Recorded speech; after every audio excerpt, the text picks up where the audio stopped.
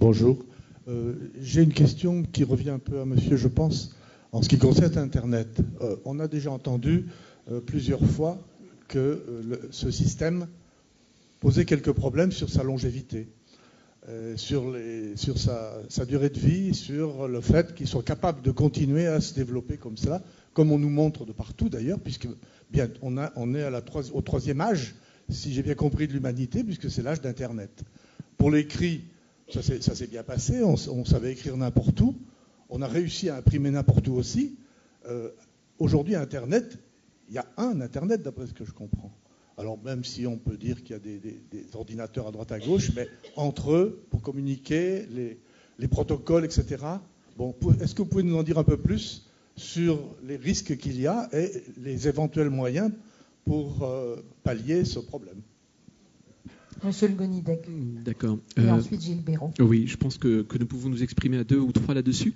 Ce qu'il faut avant tout dire, c'est que l'Internet, c'est ce que nous appelons en fait le réseau entre plusieurs ordinateurs.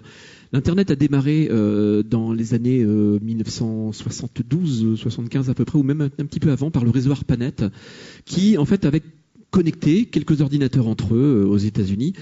Aujourd'hui, c'est simplement le fait de connecter plusieurs ordinateurs entre eux par de nombreux serveurs qui fait que ce réseau existe.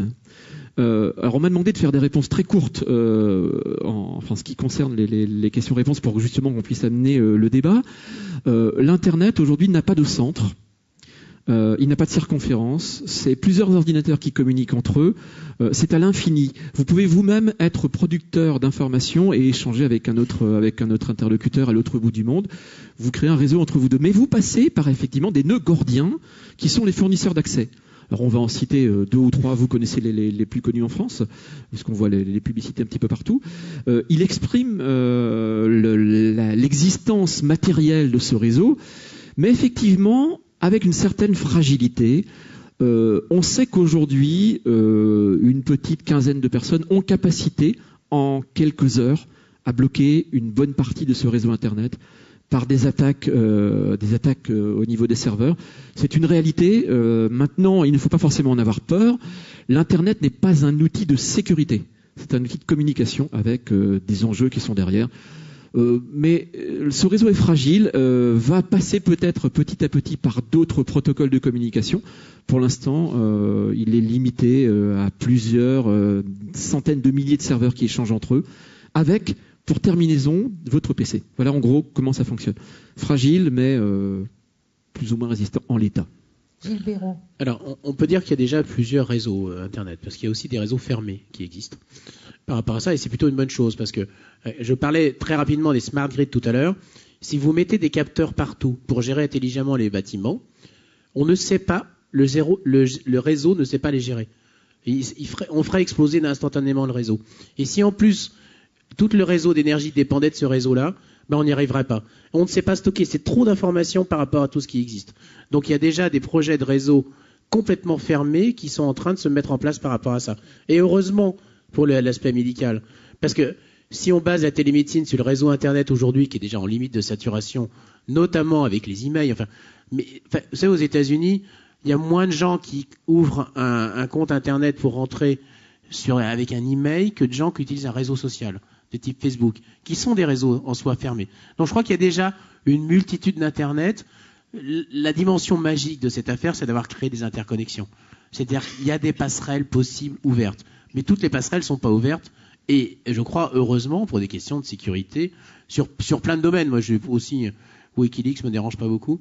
Je trouve ça, au contraire, parfois assez simple, même si ça a été fait d'une façon un peu bizarre. Je crois qu'on peut en parler longuement. Mais en tout cas, je crois qu'il y a vraiment une dimension de liberté dans cette affaire. Mais il y a plusieurs réseaux aujourd'hui, et il y en aura encore, je crois, beaucoup plus demain. Je crois que Thierry voulait dire quelque chose, c'est ça ? Thierry Gaudin, au premier rang.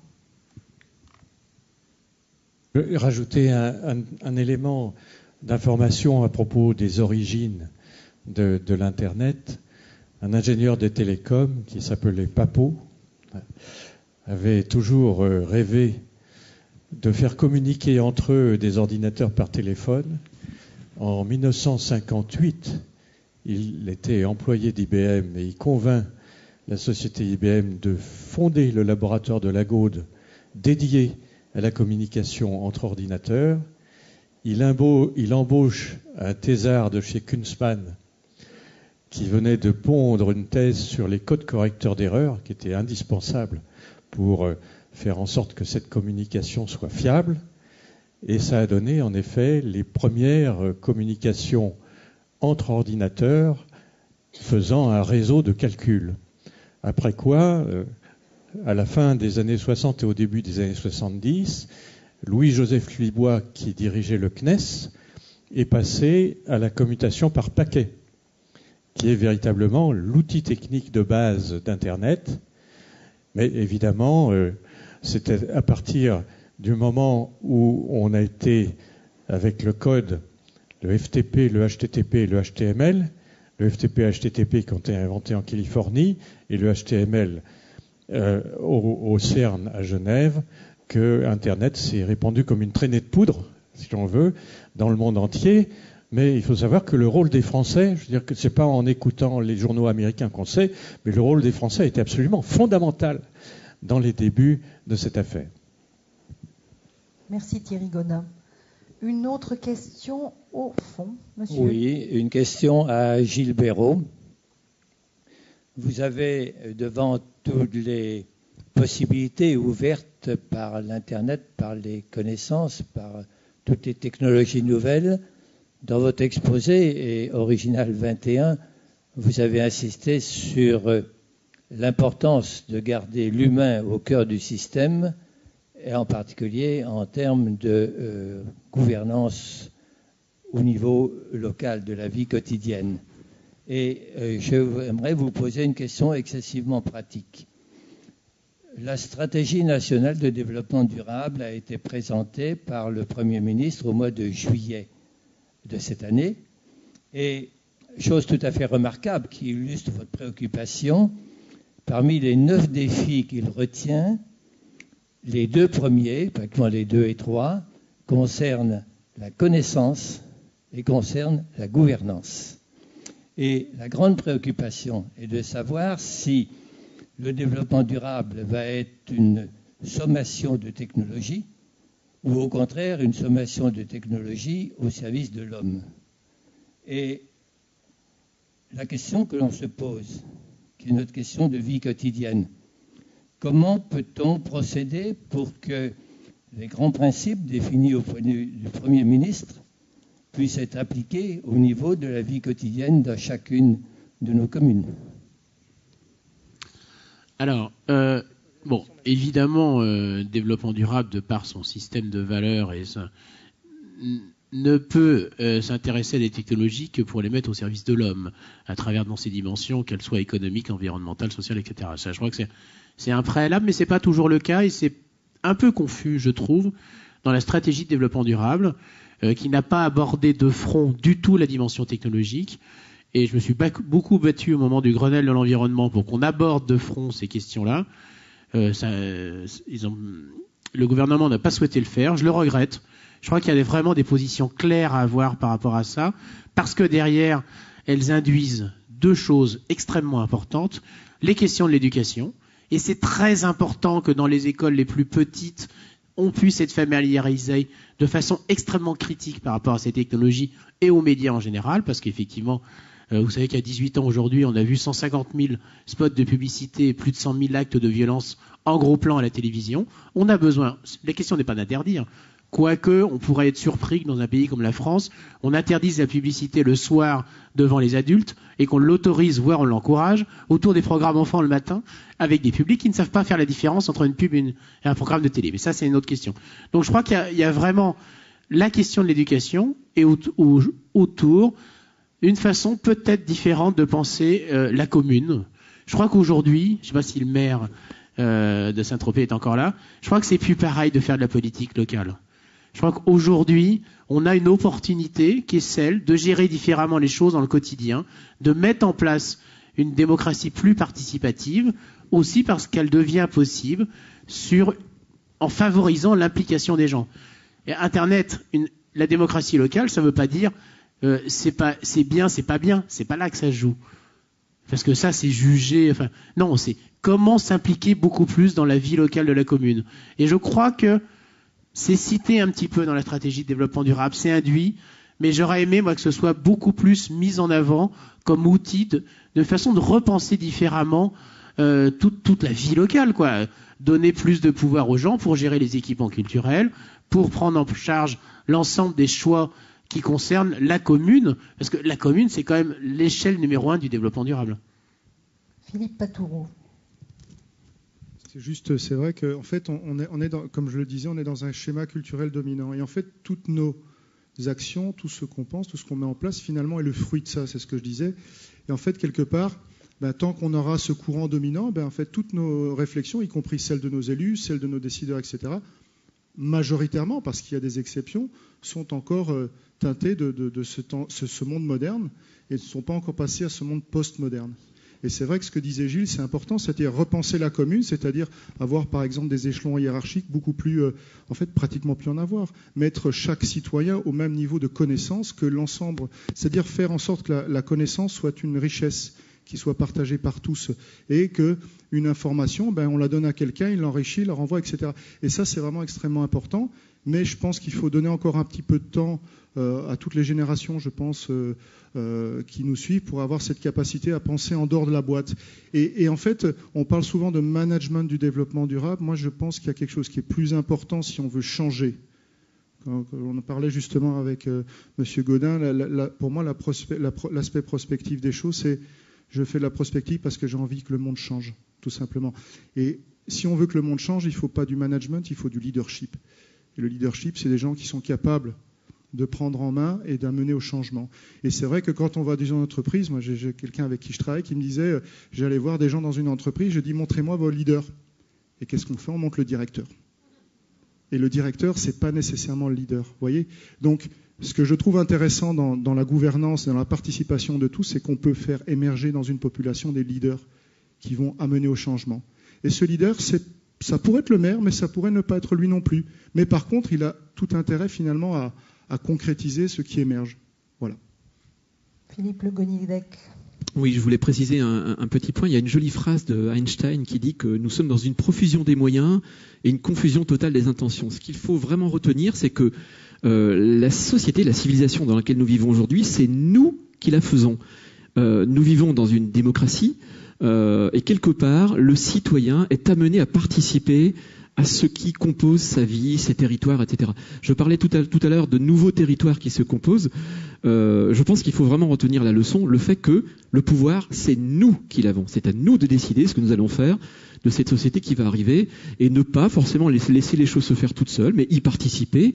Et j'invite chaque citoyen à s'exprimer et participer aussi bien à la vie collective qu'à la vie professionnelle, mais par tous les moyens, etc. Donc quelque part, c'est nous qui allons décider de ce qui va se passer. C'est pas forcément la technologie qui va nous imposer des choses. On le décide, on y participe. Voilà. Et une discussion comme celle que nous avons ces jours-ci, c'est aussi pour comprendre toutes les possibilités. Parce que vous baignez là-dedans. Mais tout ce qui nous a été dit, par exemple, par M. Paquel sur la santé ou par M. Amar sur la mobilité, nous permettent aussi de voir toutes les possibilités. Et dans le champ de ces possibles, faire nos choix. Il faut déjà apprendre et comprendre. Un grand nombre de nos citoyens, j'en ai bien peur, ne sont pas au même niveau que vous pour la compréhension de cette évolution, en plus extrêmement rapide. Donc c'est un exercice que l'on fait ensemble aujourd'hui. Monsieur Bérard, vous êtes bonsoir. premier adjoint au maire. Merci. Non, mais Bonjour. je vais faire bien en qualité personnelle, merci. Simplement, vous nous ouvrez des perspectives au point de vue de l'évolution technologique qui sont très enthousiasmantes. Hein. Mais ce que nous avons créé avec Internet, avec les moyens de communication actuels, c'est une fracture numérique énorme. Donc, entre ceux qui ont accès aux moyens de communication et ceux qui n'y accèdent pas. Donc, selon vous, est-ce qu'on va vers une aggravation de ce contraste ou est-ce que vous avez peut-être l'espoir de le voir se résorber? Qui veut répondre? C'est un problème douloureux. Alors, moi, je suis assez optimiste. Enfin, il y a plusieurs fractures numériques. Il y a une fracture qui est-ce que tout le monde peut avoir accès à une machine qui permet de se connecter, par exemple, pour envoyer un CV parce qu'on est au chômage, pour accéder à la culture, parce que les gamins aujourd'hui à l'école ont besoin d'accéder à tout un ensemble de choses. Cette fracture-là, en France, je précise, est plutôt bien avancée. Il y a des solutions, elles sont insuffisamment connues, notamment autour de la réutilisation des ordinateurs. Je fais partie des initiateurs d'un projet qui s'appelle Ordi 2.0, qui permettent de réutiliser les ordinateurs pour pouvoir donner accès. Mais ça, c'est un petit bout de la chose. Je crois qu'il y a un grand enjeu qui est celui de l'utilisation. Aujourd'hui, on parle souvent de 2.0. Moi, j'ai mis 2.0 dans le titre de mon livre, parce que 2.0, c'est une nouvelle technologie collaborative. C'est la façon de travailler demain. Derrière Facebook, parfois vous êtes un peu énervé parce que vos adolescents passent des jours, des nuits, tout ça sur Facebook. Mais il ne faut pas oublier qu'ils apprennent aussi les modes de travail de demain. Donc je crois qu'il ne faut pas oublier ça et qu'on a vraiment besoin de faire rentrer ça à l'école. Enfin, la seule façon de faire avancer les choses par rapport aux fractures numériques, c'est quand même les générations de demain. Ils savent utiliser les ordinateurs, les gamins. Il n'y a aucun problème. Moi, j'ai une gamine de 6 ans, elle prend l'iPad, elle dessine avec, elle envoie ça directement. Elle ne sait pas écrire, hein, mais elle sait l'envoyer à sa grand-mère, le dessin. Il n'y a aucun problème. Par contre, de là, avoir un rapport juste avec la technologie et être capable de travailler demain, on n'y est pas. Et en plus, elle est hyper privilégiée, bien évidemment, par rapport à l'apprentissage et par rapport aux outils. Donc je crois on a fait un pas énorme en avant, y compris au niveau mondial. Hein. Je me suis très impressionné, 5 milliards de téléphones portables. Moi, je faisais partie d'un groupe de travail auprès de la commissaire européenne il y a 4 ans. On était à 2 milliards, on allait passer à 3, on voyait arriver éventuellement le 4. Et tout le monde autour de la table, il y a moins de 5 ans, était convaincu qu'on n'aurait pas avant longtemps un modèle économique, une rentabilité possible pour qu'il y ait dans le monde 5 milliards de téléphones portables. Et on y est en 5 ans. Donc il s'est passé quelque chose. Mais on a vraiment besoin d'investir plus sur l'éducation. Quand je vois en Finlande, qui est considérée comme la meilleure éducation du monde, le pays consacre plus de 50% du budget de l'État à l'éducation, notamment au numérique. On n'y est pas en France. Une question au fond. Oui, bonjour. On ne vous oublie pas, vous inquiétez pas. Voilà, donc moi je voulais juste simplement poser une question, savoir comment on peut continuer à parler de développement durable, justement un hyper-développement des technologies, c'est-à-dire un nombre de téléphones, un nombre d'ordinateurs, etc., en sachant que derrière il y a toute la filière de recyclage, etc., et la pollution de la production de tous ces appareils. Donc c'est un peu l'association développement durable avec hyper-développement de la technologie qui est peut-être pas visible pour tout le monde, quoi. Donc quel est votre sentiment là-dessus, quoi? Moi, mon sentiment, c'est qu'on a un problème majeur qui est celui de la durée de vie des téléphones et ordinateurs. Et c'est pour ça que, quand je vous parlais d'économie de l'usage tout à l'heure, c'est que moi, je voudrais qu'on ne soit plus obligé d'acheter un téléphone ou un ordinateur. Parce que si je le loue, l'ordinateur, ça devient le problème de la FNAC ou du fabricant d'avoir une machine qui dure longtemps. Et ça, tant qu'on sera sur un modèle de propriété, d'appropriation, d'avoir l'objet, d'avoir son doudou, quoi. Le téléphone aujourd'hui, c'est quand même le doudou avant tout. Et ça, on aura un problème.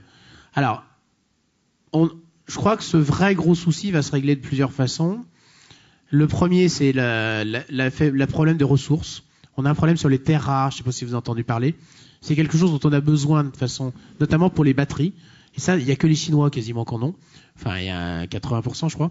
Et là, on a un vrai gros problème et on ne sait pas encore bien recycler les choses, donc ça va augmenter les prix.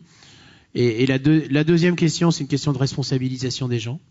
Et ça, c'est extrêmement difficile parce qu'on est dans une société de consommation où l'Internet a pris une place importante. Enfin, c'est impressionnant aujourd'hui le nombre de personnes qui se privent, mais qui se privent sur des vêtements, de l'achat culturel, etc., pour préserver le forfait, y compris de nourriture, et pas chez les gens les plus riches. Donc je crois qu'on a une bascule à faire par rapport à ça. Moi, j'essaye à mon niveau de faire bouger les choses, mais on a une difficulté majeure.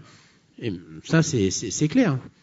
Et c'est chacun d'entre nous qui peut aussi prendre conscience et se dire, l'iPhone ou l'iPad, moi je suis assez passionné de ces technologies, j'ai l'iPhone 3 et j'achèterai l'iPhone 4 peut-être si l'iPhone 3 tombe en panne, mais tant qu'il n'est pas en panne, je continue à l'utiliser.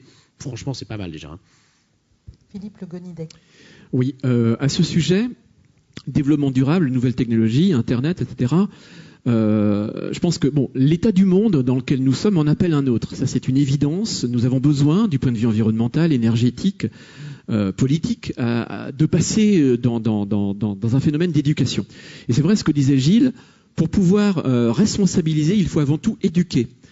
Alors, j'ai fondé un univers virtuel pour l'éducation et le développement durable qui s'appelle SOS 21. En partenariat avec beaucoup de structures, il y a le programme des Nations Unies pour l'environnement, etc. derrière. Quelque part, l'objectif d'un tel outil, c'est de montrer, de modéliser, d'expliquer, de mettre en exergue et surtout de rendre lisibles les politiques de développement durable dans les collectivités. En ce sens, on va apprendre à des enfants, à des parents, à des entreprises, à pouvoir responsabiliser leurs individus. Quelque part, c'est une première étape. Et puis, ce qu'il faut comprendre, c'est que aujourd'hui, la notion de développement durable s'applique également non seulement dans les nouvelles technologies, mais quelque part, Gilles, tu peux très bien en parler parce que tu le fais assez souvent sur ce sujet. Les équipements dans notre maison nous permettent aujourd'hui de mesurer et d'évaluer ce que nous consommons en matière électrique, par exemple. Donc toutes ces nouvelles technologies, dès lors qu'elles nous amènent une meilleure lisibilité, une meilleure compréhension du monde dans lequel nous vivons, nous permettent d'économiser de l'énergie, de rendre l'accès à l'information beaucoup plus ouvert à un ensemble de populations et de mieux répartir l'accès à la connaissance. Ce sont des vastes sujets, mais quelque part, le développement durable au travers des nouvelles technologies s'exprime globalement dans ce genre de choses. Philippe Patoureau. En fait, quand on parle d'innovation, on ne parle pas d'innovation technologique seulement, on peut parler d'innovation sociale, d'innovation organisationnelle. Le système des points sur les mobiles. Et vous recevez des mails une fois par an. Est-ce que vous avez pensé à changer votre portable? Mais le mien marche très bien, hein, messieurs, dames. Oui, mais vous devriez quand même le changer. Vous avez suffisamment de points pour le changer. Et on n'est pas loin de jeter 100 millions de portables aux États-Unis à la poubelle. Simplement parce qu'on a un degré de rotation qui fait qu'il faut faire tourner la boutique. Et vous savez que dans un certain nombre de pays, ce système n'existe pas. Et en fait, les portables sont très chers. Ils sont très chers et quand vous en avez un, vous le gardez 5-6 ans. Donc, il faut réfléchir aussi. Là encore, on n'est pas dupes, on est tous intelligents sur ces sujets-là. On sait très bien que quand on reçoit ces petits mails de rappel, on sait très bien quelle est l'arrière-pensée qu'il y a derrière. Et en plus, derrière, ils vous font replonger avec 2 ans d'abonnement. Voilà, c'est ce que j'avais dit. Il faut préciser qu'il y a quand même des opérateurs, parce qu'on les attaque beaucoup au quotidien, mais qui donnent maintenant des primes quand on garde plus longtemps un ordinateur. C'est Orange qui a démarré, les autres ont suivi, c'est un vrai plus. Un téléphone, pardon. Monsieur. Ça marche.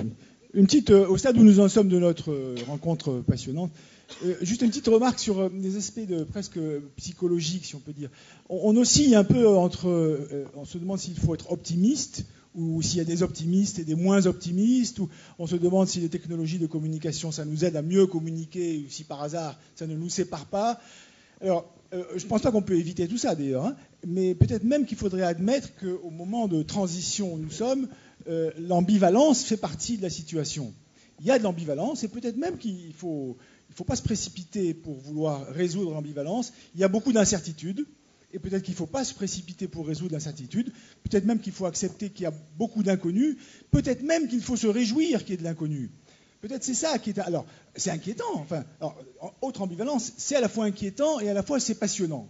Voilà, on est là-dedans. Alors, je ne veux pas simplement rester sur cette évocation-là, mais peut-être ce dont on a le plus besoin, face à l'inconnu, et pour y rester dans l'inconnu, pour se réjouir de l'inconnu, pour travailler avec l'inconnu, on a besoin, en fait, d'un espèce de travail d'apprentissage, comme lorsqu'un enfant qui est en train d'apprendre à parler, un enfant qui apprend à parler, c'est extraordinaire quand même, et il découvre de l'inconnu, il se réjouit d'avoir un monde extrêmement ouvert, et grâce aux mots qu'il commence à apprendre, il va pouvoir traiter avec l'inconnu.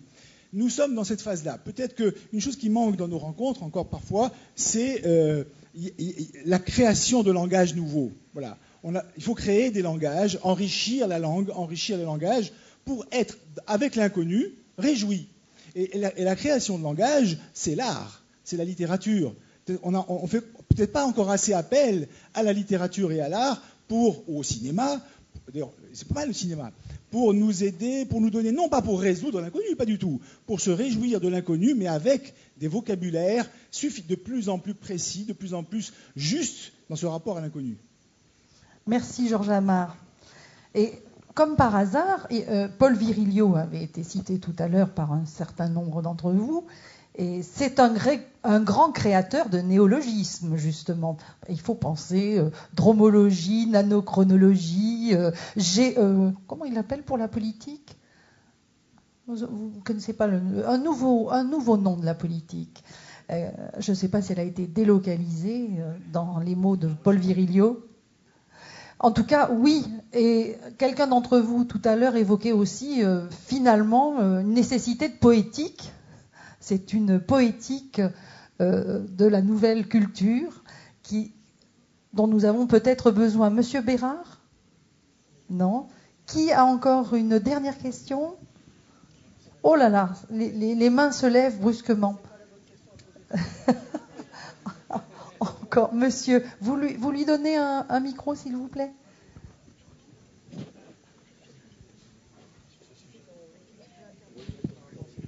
Ça va être très court.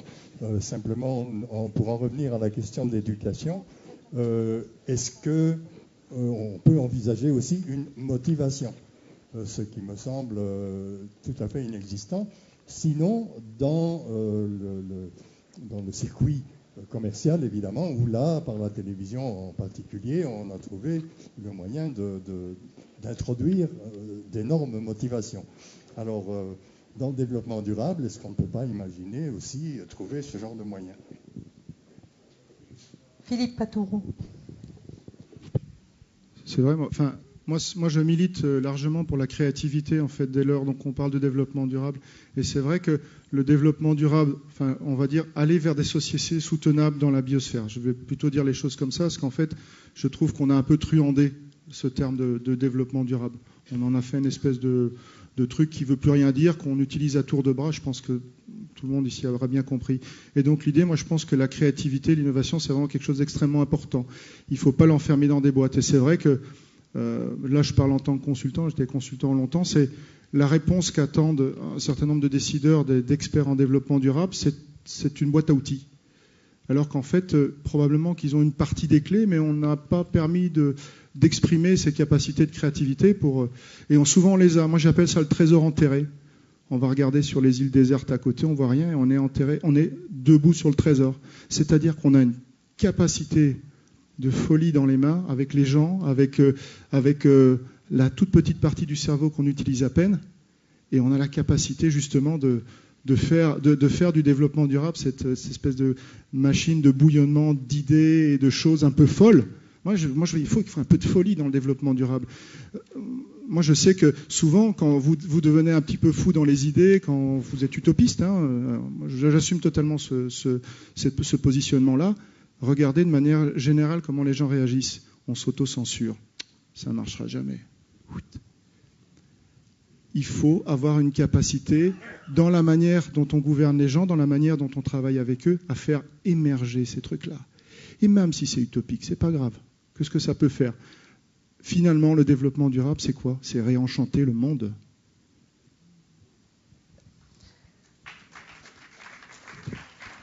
Je crois que nous arrivons au terme de cette table ronde, mais j'aimerais un dernier petit mot de votre part. Il y a peut-être un dernier message que finalement, vous aviez encore envie de dire, vous avez oublié.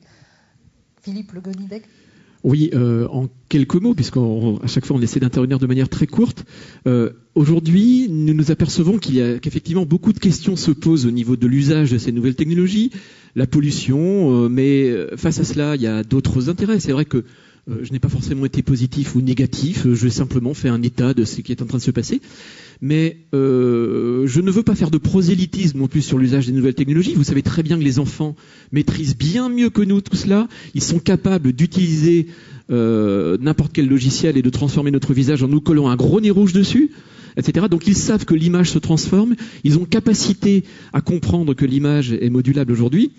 Donc toutes ces questions qui se posent, nous devons simplement retenir la petite phrase. Je reviens encore sur Paul Virilio. Il n'y a pas d'acquis sans perte, tout simplement. Donc aujourd'hui, nous avons une énorme et une vitesse fulgurante de l'évolution de ces usages. Je trouve ça particulièrement intéressant, particulièrement passionnant.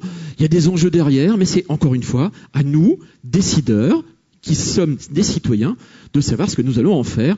Par contre, vraiment, il faut y participer. Ça me semble important. Voilà. Gilles Béraud. Merci. Je ne citerai pas Virilio, qui d'ailleurs il commence à me fatiguer avec son terrorisme de la lenteur, spécialement dans son dernier livre. Même si par ailleurs je l'aime bien. Ce que je veux dire, c'est qu'il y a une part de risque dans cette affaire. C'est vrai qu'il y a longtemps un ministre algérien qu'on a considéré comme un idiot parce qu'il avait dit deux choses. L'Algérie est au bord du gouffre, faisons un grand pas en avant et nous réussirons le plan quinquennal même s'il faut 10 ans. Eh ben, sur la première partie, je trouve qu'il n'a pas complètement tort. Il y a une part de risque à prendre dans cette affaire. Moi, sur toute l'augmentation humaine, vous savez, ces petites puces électroniques pour soigner, etc., dont parlait notre ami tout à l'heure, j'ai été très critique pendant longtemps. Je me dis, moi, mon intégrité humaine, jamais. Maintenant, si demain j'ai un Alzheimer et qu'il y a un médecin qui me dit, je vous donne 10 ans de mémoire en plus. Là, mon mode de raisonnement, il va changer. Clairement. La vraie question qui va se poser derrière, c'est quand il va me dire, pour 300 €, je vous en mets 10 gigas de plus. Mais on va être confronté à ça. Et pas seulement les enfants dont je vous parlais tout à l'heure qui ont 7-8 ans. La plupart des gens dans cette salle, on va être confrontés au fait d'acheter pour augmenter ses capacités humaines. Là se posent des questions éthiques. Et là, il est vraiment le temps d'y réfléchir, d'en discuter. J'ai pas d'avis ni pour ni moins. Je crois qu'il faut qu'on en discute. Il faut qu'on réfléchisse à ça et qu'on se fasse pas imposer ces choix-là parce qu'ils sont fondamentaux, ils sont individuels. Je crois qu'on a eu un grand problème au moment de l'industrie. L'industrie qui avait vocation à fabriquer des objets pour tout le monde, donner accès à la nourriture, etc., à la santé, a aussi fait des gens qui étaient plus des artisans dans leur dimension personnelle de créativité, d'expression personnelle. Elle a fait des gens dans un process où chacun était interchangeable, donc jetable. Je crois qu'aujourd'hui, et c'est l'intérêt aussi de cette nouvelle économie d'aujourd'hui, qu'on appelle parfois l'économie de la connaissance, c'est que c'est des artisans qui vont pouvoir reprendre en main un peu plus leur vie. Et c'est ça qui m'intéresse. Mais là-dessus, évidemment, rien n'est gagné. De l'artisan, on peut faire un artiste, on peut discuter de beaucoup de choses, mais je crois que rien n'est gagné. Il y a une chose qui est sûre, c'est quand on parle de développement durable, d'environnement, de technologie, etc., les choix qu'on va faire dans les 10 ans qui viennent, ils vont impliquer des siècles. Et ça, il faut qu'on les fasse sans stress. Par contre, il faut qu'on les fasse maintenant. Il y a une sinistrose sur ces sujets, pas dans tous les pays, mais dans des pays aujourd'hui, notamment par rapport à la technologie, il y a un enthousiasme extraordinaire qui était celle des lectures de Jules Verne quand Jules Verne écrivait. C'est pas notre cas aujourd'hui. Je pense qu'il faut être peut-être un peu mesuré, mais il ne faut pas hésiter à faire ce grand pas en avant. Philippe Patouron. Pour terminer, je dis toujours, pour phraser quelqu'un que j'apprécie énormément, Martin Luther King n'avait pas dit « j'ai eu un cauchemar ». Il a dit « j'ai eu un rêve ». Et c'est vrai que moi je pense que finalement l'avenir de cette société, c'est que si on veut changer le monde, il faudrait surtout qu'on soit plutôt des acteurs que des spectateurs du vieux monde qui s'effondre. Ça, c'est une chose. Et juste pour vous illustrer un petit peu les schémas de pensée dans lesquels on est, l'histoire d'une kermesse à l'école, dans une école que je ne citerai pas, dans une ville que je ne citerai pas du sud de la France. En fait, on avait organisé en toute sincérité, donc avec des parents d'élèves, en fait, une kermesse qui reproduisait en fait le système capitaliste. Il y avait des enfants qui avaient moins de tickets, il y avait des enfants qui avaient plus de tickets, et puis on pouvait acheter des trucs pas chers qui venaient d'on ne sait pas où. Et c'était ce schéma-là qu'on leur présentait. Et je pense que quand on regarde ça, on peut très bien, au niveau simplement une kermesse d'école, envoyer un autre message en concevant les choses autrement. Faisons une kermesse où ce qui sera mis à l'honneur, c'est l'équité et l'égalité. Voilà, merci.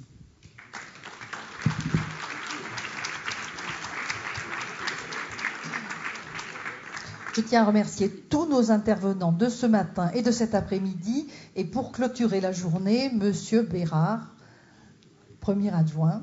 Merci. Madame, messieurs, je veux simplement vous remercier de vos interventions, de vos brillantes interventions, je dois dire. Tout au long de la journée, au travers de la réflexion sur l'énergie, sur les nouvelles technologies, vous nous avez apporté la connaissance, fait partager vos connaissances.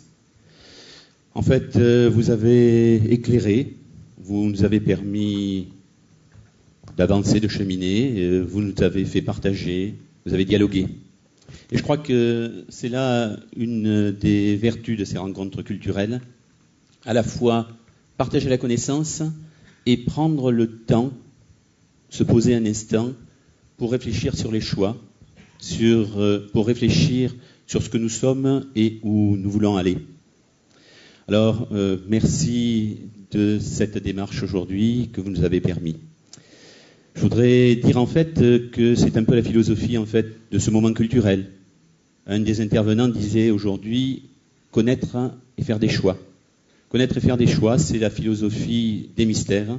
C'est ce que vous avez permis aujourd'hui. Je voudrais remercier M. Francis Rocard de nous accompagner avec Marceau Berthereau dans cette démarche, dans ce moment de culture. Et au soir de cette deuxième journée, vous inviter à nous retrouver demain autour de M. Michel Rocard, que je salue respectueusement, et venir partager avec lui demain son analyse, cette prospective qu'il nous propose et ces 5 points clés de sa réflexion. Alors merci à vous de votre présence, de votre attention. Merci à vous, mesdames, messieurs, de ce partage de la culture. À demain. Merci. À demain. Merci.